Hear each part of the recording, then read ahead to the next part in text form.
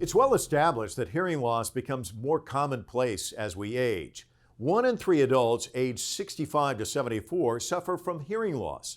After age 75, about half report trouble hearing.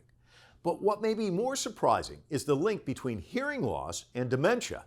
I speak to Dr. Frank Lin of Johns Hopkins University about his influential research and how it's changing public health. Dr. Lin is the director of the Cochlear Center for Hearing and Public Health at Johns Hopkins University. His research established that hearing loss is a risk factor for developing dementia and cognitive decline in older adults. Seeing the effects of hearing loss in his family pushed him to pursue the career. I met Dr. Lin at the Consumer Electronics Show in Las Vegas. So you've got an interesting background that kind of, I think in some ways, kind of sent you on the trajectory into the profession that you're in today. Can you talk a little bit about that? Yeah, so Mike, I come from family physicians, and then family physicians are also interested in public health. So when I was in medical school and I was picking which field I want to go into, I sort of gravitated toward the surgical fields, because I always like getting things done. But the same respect though, there's always nagging feeling in my mind. My parents were like, surgery, why'd you go into surgery? You only help one patient at a time, whereas public health was helping millions at a time technically. But then as I was going through medical school, later my residency in ENT, I gravitated back toward hearing, and it's a lot because of family. My grandmother, who I grew up with, basically raised me in many ways, always had a pretty severe hearing loss whole life. So it sort of pulled me in that direction a little more. And then as I thought about it more, as I was going through my residency, there's a lot of focus on hearing loss in kids, right? It's like hearing loss in kids, everyone agrees it's important, but there's nothing done around hearing loss in adults. I always came back to my grandmother's story that you take we'll call it the counterfactual. Imagine her life without hearing loss, and her life would be completely different. So it was more that surgery, ENT, because I like getting things done, the hearing stuff because of my grandmother, but then gradually over time my research has gone and my career has gone, is really thinking about the big questions around public health and hearing, which have been unanswered, or especially around older adults, mainly because no one was asking them yet. In a study that tracked participants over 12 years, Dr. Lin and his colleagues found that mild hearing loss doubled the risk of developing dementia. Those with moderate hearing loss had triple the risk, and those with a severe hearing impairment were 5 times more likely of developing dementia. Let me ask you about linkage, because what I find fascinating about your work is, we think about this, but we don't think about this and this, and dementia and hearing loss, and I would never see that linkage. And it was fascinating reading some of where you've gone with this. Can you talk about that? So, it's being a clinician first, right? So, what I observe my patients a lot of times, and I specialize primarily in older adults who have come in with various hearing issues, some surgical and some not surgical, is, the stories that would evolve around is, my father's not himself anymore, doesn't want to go out anymore. The patient would say, I just can't feel as engaged anymore. It's so tiring if I go out. So viscerally, you always saw how the hearing affected the person, how it affected the person's thinking and their brain in many ways. And the more I delved into it, it made a lot of sense. So, and then it was around this time, late in my residency, I was doing my faculty job. I came across this paper, literally from 1987, and it was one of the first papers that linked hearing loss with dementia. Right? It was a small study, but it got completely lost in literature. And as I thought about it more, it made a lot of sense. And from there, we began some other studies, and we published our first paper in 2011, really linking hearing loss with risk of dementia over time. And in the end, we really think there are 3 major mechanisms that tie the ear and the brain together. So we forget when we hear, what we're doing right now, for instance, is it happens in 2 steps. The ear has to take in a sound. It has to convert that sound with perfect fidelity into a signal that then goes to the brain. The brain has to decode the signal. So as all of us develop hearing loss as we age, right? Namely, the inner ear wears out. It basically means the ear can't send sounds clearly to the brain anymore. So what happens then, the brain's not getting a clear sound, the brain's constantly having to work harder to process that sound, right? And that's why a lot of people say to you, if they have a hearing loss, they say, it's not that I can't hear you, Mike, it's that I can't understand you. It sounds like you're mumbling. But that's what hearing loss is. So one of the first mechanisms through which we understand how hearing loss could affect the brain is the brain's constantly having to work harder all the time to make sense of that much more degraded sound. And that's this idea of cognitive load. The brain's constantly having to work harder. And because the brain's having to work hard, the brain has less energy to dedicate toward thinking, toward memory, to doing other stuff. So it's like a constant load on the brain. But that's one idea. Another idea is that if the brain is constantly getting a much more garbled sound from the brain, the parts of the brain that respond to sound actually begin atrophying, right? It's not being stimulated as much, and you literally lose parts of this brain faster over time. So that's another idea. And the third possibility is that, sort of much my grandmother's example again, if you're not as engaged anymore, you don't go out as much anymore, you're not as cognitively stimulated as you were before. We've long known those cognitively stimulating activities, that ability to remain socially engaged, is incredibly important for maintaining brain health over time. So in the end, we think there are probably three major mechanisms to which hearing loss could affect the brain, all of which are probably in place. It's not one or the other, it's probably a combination of all three. Dr. Lin then wondered, could hearing aids actually slow down cognitive problems? In another study, Lin tracked 3,000 participants over 3 years. One group was assigned to wear hearing aids and the other half did not. Overall, there was not much change in cognitive function between the two groups. But when researchers looked specifically at participants who had high risk factors for dementia, the use of hearing aids slowed down cognitive decline by 48%. The study was published in July 2023 in the medical journal The Lancet. I have a brother-in-law who, you'd be at a family function and it was a lot of this and a lot of that. Hearing loss obviously was a big thing with him. But there's an issue as people age, acknowledging and saying, look, I need hearing aids. They don't want to say it. Can you talk about that whole aspect So of it? Mike, your comment, everybody, is spot on. And what I mean by that is, you typically think about, hearing loss, something that affects someone else, right? It doesn't matter who you are, no matter what you do, beginning after about age 20, everybody loses hearing a little bit over time, your entire life course, right? And yes, at some point you quote unquote call it hearing loss, but it doesn't really matter what you call it. Everybody, me included, you included, compared to when we were 10, 15 years old, our hearing has gone slowly and steadily worse over time. So if you look at actual numbers, basically a clinically significant hearing loss, that's 2/3 of everyone over 70 around the world has a clinically meaningful hearing loss, right? So it's literally all of us as we age, a bit at a time, it gets worse. And in the past, Mike, it was like, okay, everyone has hearing, everyone develops with hearing loss, how could it be important, right? It's just like getting a little older, you can't hear as well, but who cares? But over the last decade of research that we've been doing, other people have been doing around the world now, understand that hearing loss is incredibly consequential for our health. Even though it seems like just the usual process of aging, we're learning increasingly it's not without consequence. And that's really the novelty of it. Because until now, it was like, well, it's just getting older, it doesn't really matter.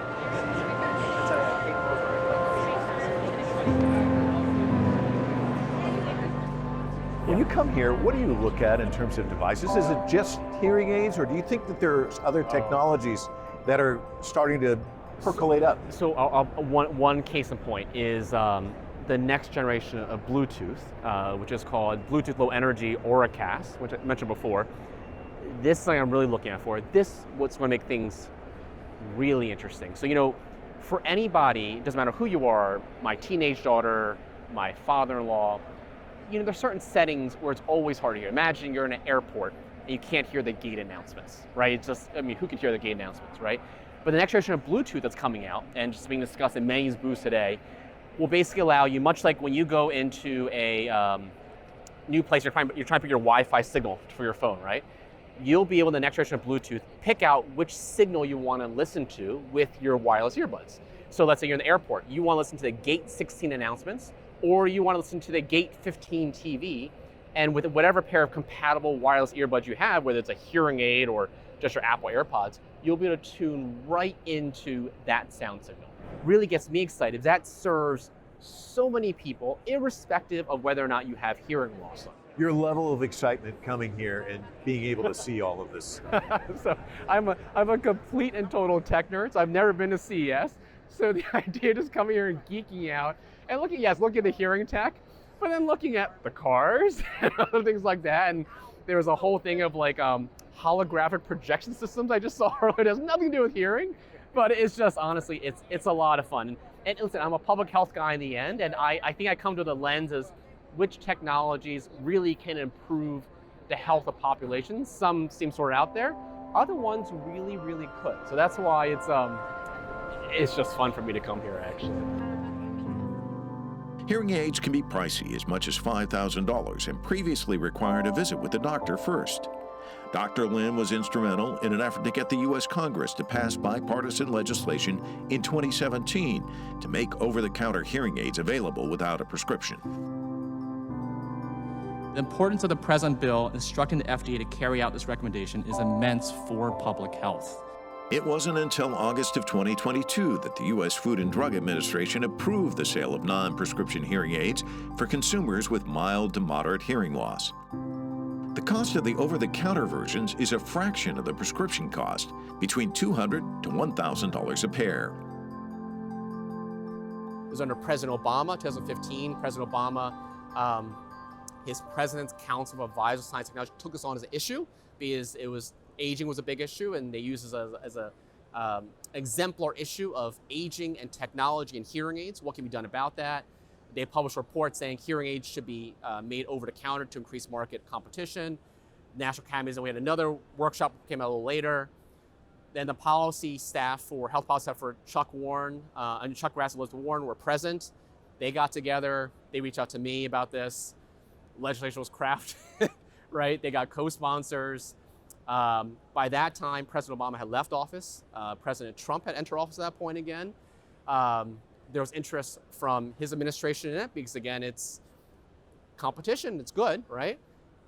It got fast-tracked as legislation, got signed to law after 5 months after introducing the Congress. And then it took 5 years to enact, but eventually the FDA got it done too and the reason why it got enacted again was President Biden now at this point, third president, leaned on them a bit more, saying that this is an important market-based solution to a public health problem. There's something in it for everyone. My daughter lived in Guyana for a time, and one of the people there, an older gentleman who she had deep affection for, terrible hearing loss. And I think about, it's so easy to just kind of frame this as a US-centric kind of thing. Yeah. But the ripple effects around the world, if the prices come down here in the United States, they come down in places like Guyana and other places where people who would never have access to this do. So can you talk to us about, it may seem like a pebble in the ocean, but it has ripple effects around the world. How do you see that? So, Mike, this is interesting. So the way the hearing aid market has developed, and listen, the hearing aid market developed post-World War II. Before World War II, there were no hearing aids. Technology wasn't there. It's all developed in the last essentially 50, 70 years, basically. But how it's developed around the world is really interesting. It's fascinating. In almost any country, hearing aids are medical devices, which is appropriate, that can only be sold through a licensed healthcare professional like me or an audiologist or some sort of hearing aid professional. And that made sense 50 years ago because the only way for a hearing aid to be safe and effective 50 years ago was it had to be distributed through someone like that. So what's happened with that model, this gatekeeper model, is that there are five hearing aid companies around the world which control 95% of the world's hearing aid marketplace. It sounds crazy to say that, but it's true. There are 5 huge manufacturers, 1 American, essentially 4 European, that control the whole world's hearing aid marketplace. And that's evolved that way because of this gatekeeper model, right? As in, the hearing aid companies, their customers aren't necessarily my in-laws or my grandmother. It's actually me or the audiologist. We're the customer base for them. So it's a constrained market, right? And because that, hearing aid prices are incredibly high, several $1,000s for a pair of hearing aids, which is the hearing aid itself as well as the professional's time to fit them and adjust them. So that model made sense 50 years ago, doesn't make sense today. So what we did in the US, and the US is the first country in the world to do this, which is crazy to say that, is we've created now a regulated market for over-the-counter hearing aids so that any company making hearing aids that meet specifications can sell directly to consumers, right? And that's important because you need that regulated market for over-the-counter. For example, you would never go to a store and buy unregulated acetaminophen or aspirin, right? Because you couldn't trust it. It's the same thing with hearing aids. It's completely unregulated. You get a whole bunch of just products that don't work on the market. So you have this sweet spot. So the US has adopted that now. The US is still the only country in the world to adopt that model. So any other country still, you have to go through this regulated process that you can only buy through a licensed provider.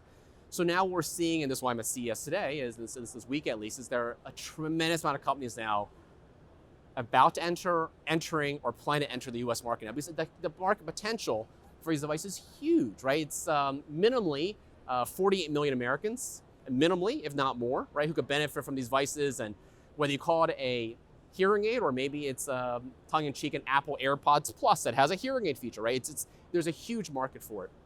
So we really see where the US goes on this one, invariably, and the US is one of the largest markets, obviously, that other companies have to begin naturally following. And that's what you're already seeing in other countries around the world nowadays who have now seen this pass in the US. They all have their own regulatory bodies. Some directly follow the US FDA mark, other ones have their own regulatory bodies.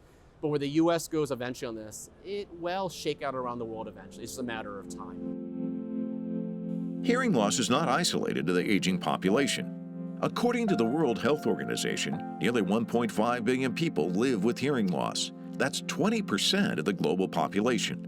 Fortunately, many of the impacts of hearing loss can be mitigated through early detection and intervention. You mentioned hearing loss happens through our life. It's not necessarily we don't have, oh my God, I'm an old man because now I can't hear so well. You have another initiative that I want you to talk about, Know Your Number initiative, which I didn't even realize that this was, that you can use devices nowadays to track how much you walk and that sort of thing, but it can also be used in this way. Can you talk about that? So there's another reason why the CES show now too, is that, a question that naturally arises then, Mike, is now that we've helped create a new market for over-the-counter hearing aids. These devices are going to come into market soon from a whole bunch of different companies, some from the traditional hearing aid space, some from companies we expect from like Sony has come out with hearing aids, Samsung, Apple made, it's only a matter of time, right?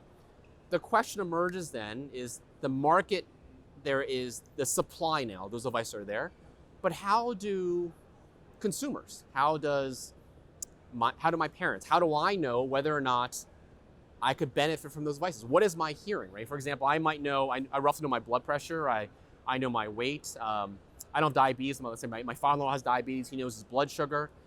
But what, honestly, does anyone know about their hearing? I'm guessing very few of us know anything about our hearing at all. But what could clearly happen is that if all of us knew our quantitative, our hearing number, you some metric, understand your hearing over your life course, so that you knew when you're younger, your hearing is good, later in low life, it's gone down a little bit. It allows you to monitor that it's like a lifestyle metric. It allows you to monitor something about yourself over your lifetime. That could change perceptions around hearing very quickly. Because it's not all of a sudden one day you have a hearing loss. And it's like, oh, okay, my hearing number when I was younger is a 10, now it's a 15, now it's a 20, it's getting a little worse. Maybe I need to do something. So it's a new initiative now we're planning to partner with the Consumer Technology Association on, develop a new standard so that going forward, there'll be a standard that on any smartphone, that you'll be able to measure your hearing number. And what your hearing number is, it's a clinically based number, but all it is, that number represents how loud do speech sounds have to be for you to hear them. So it can range from very, very soft, like a 0, barely perceptible, you have great hearing, to the 60s, 70s, much louder, right? So for many people, that number is something you don't know about. It's something you have to go to a clinician to see, but that doesn't really work out. But if it was on your smartphones, on your iPhone, on your Android phone, you can monitor your hearing number. It allows you to figure out which hearing technology could work for you. That can change people's perceptions very quickly about how they understand their hearing and what do you do about it. Much like if I have an Apple Watch, I monitor my step count, I'm aiming for a number of steps per day, I look at my heart rate, I look at my blood pressure. It allows you to track another metric about yourself. And going forward, you may see that on essentially every smartphone going out there, that you might know your hearing number, much like you know any metric about yourself. Do you feel like you're in the golden age of your industry in a sense, because so much is happening and the future, I would say, looks bright? I think it is, and there are a few macro trends that I think you're spot on there why it's the golden era is beginning, right? So one is, from a public health point of view, there are a lot more older people, right? And that's because of the 100 years of public health advances across infectious diseases, cancers, cardiovascular disease, means everyone is living longer. So we have a lot of older adults growing exponentially around the world, of which many of them, all of them will develop hearing loss because that's what happens to get older adults. So there's a huge number of people at need, right, who could benefit. At the same time, there's another macroscopic trend now where we understand that hearing is incredibly important for maintaining health as we age, right? On top of that, we have confluence now of technology really hitting this really interesting ecosystem time point now, where we have incredibly innovative wearable wireless earbuds, how it integrates our lifestyle. Where the next generation of Bluetooth is going is that if you have a pair of compatible earbuds, you go to any theater or anywhere, you pick the signal you want to listen to, whether you want to listen to gate announcements or you want to listen to a TV signal. So there's a confluence of technology there.